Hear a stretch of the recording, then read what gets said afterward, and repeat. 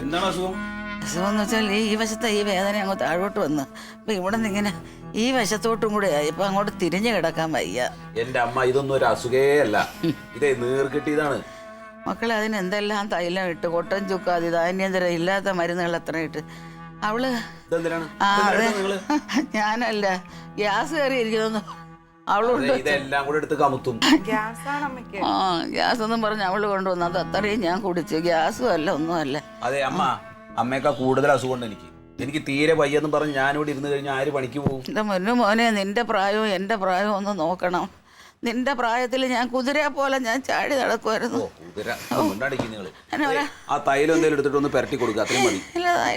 നീ എന്നെ വല്ല ധർമാശുപത്രിയിലും കൊണ്ടുപോയിട്ടാ മതി. എനിക്ക് അമ്മ ധർമാശുപത്രിയിൽ കിടക്കാൻ സ്ഥലമില്ല. ചെയ്ത് കൊടുക്കും, അതാ നല്ലത്. എല്ലാം ചെയ്ത് അമ്മേ, ഞാൻ കുറച്ച് കഴിക്കാൻ എന്തെങ്കിലും എടുക്കട്ടെ? അയ്യോ, എനിക്ക് വയ്യ മക്കളെ, എനിക്ക് ഇറങ്ങുന്നില്ല വേദന. തിന്ന് ഞാൻ ചത്തുപോകത്തുള്ളത്. എന്തോ ഒരു വേദന, ഉള്ളിനകത്ത് വല്ലതുമാണോ ഒന്നും അറിയാൻ വയ്യ. കുറച്ച് എണ്ണ ഇട്ട് തിരുമ്പി തരാന്ന്. മക്കൾ കണ്ട എണ്ണ അത്രയും ഞാൻ ഇട്ടില്ലേ. ഇനി എന്തോന്ന് എണ്ണയാണ് ഇനി ഇടാനുള്ളത്? എന്നെ നല്ലതുപോലെ ഒന്ന് കൊണ്ടുപോയി നീ ഒന്ന് പരിശോധിപ്പിക്ക്.